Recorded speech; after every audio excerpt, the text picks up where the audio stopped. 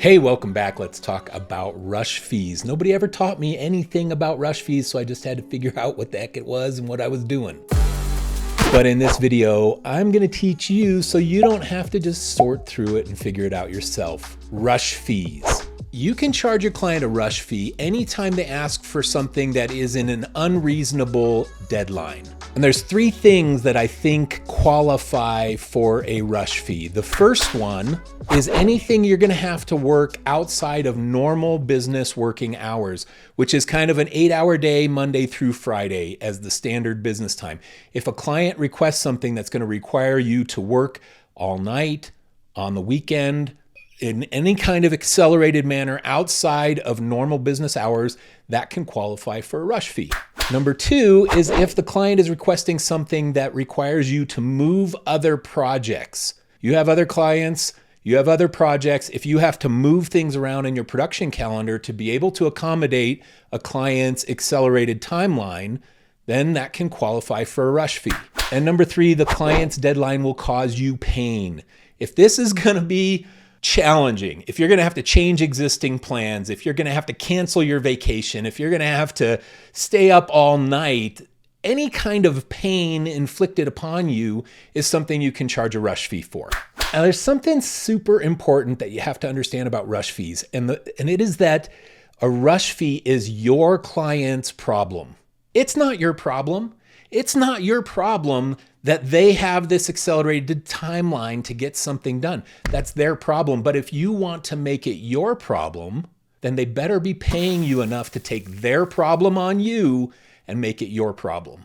That's the way I look at rush fees. You got to remember, if you decide not to do it, they may try and go find somebody else, but it's a problem they have until you agree to the price that you're going to do it for. Then it becomes your problem, and it better pay you enough to make it worth becoming your problem. Now, here's how I recommend charging rush fees. I just start at a 50% markup, and this comes from understanding any kind of business, at least in the US, if you're going to work overtime, it's time and a half. If they're going to have to make you work on a holiday, they pay you time and a half. This is blue collar workers on up. That's the expectation, time and a half. So I think it's a fair place to start for a rush fee.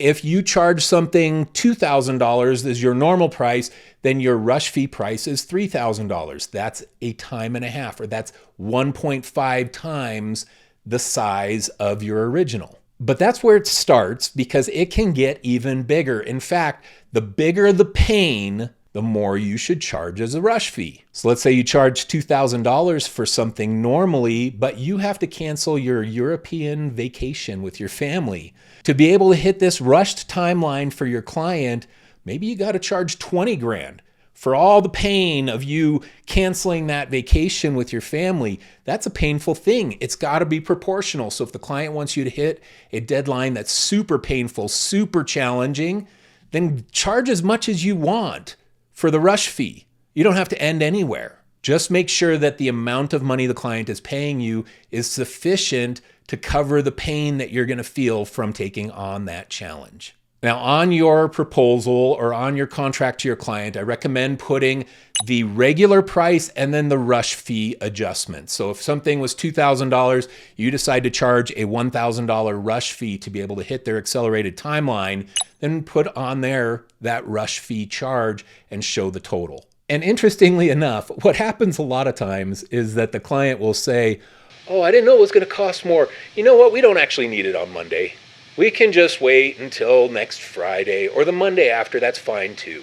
All of a sudden, the rush fee, when they find out that they have to pay for it, it's not such a rush anymore. Let me know in the comments if you've had that happen to you, because I've had it happen a lot of times. Push back a little and say, we're happy to hit that timeline, but we have to charge a rush fee because it's going to require us to work on the weekend. Here's the price. And then the client will be like, oh no, it's not really that much of a rush anymore. And the final little thing is that your expertise and time has value.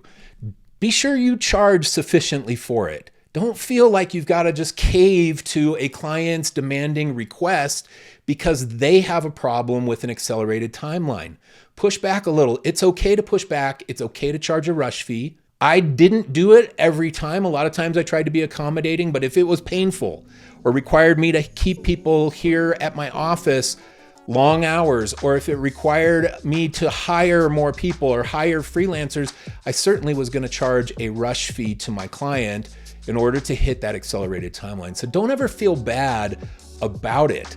It's common practice in business, especially when people are hourly and they're paying that time and a half. It's just common knowledge that that's something that usually happens when you're asking for those accelerated timelines. So that's how I handle rush fees. I hope that helps you consider some ways to do it in your business moving forward. Thanks a lot. If you want to learn more about how to run a creative business, check out my course, the Ultimate Freelance course. I got a lot of content and juicy nuggets in there. And I'm going to keep dropping content. So hit the subscribe button. Got a lot coming for you. Thanks a lot. See you again soon.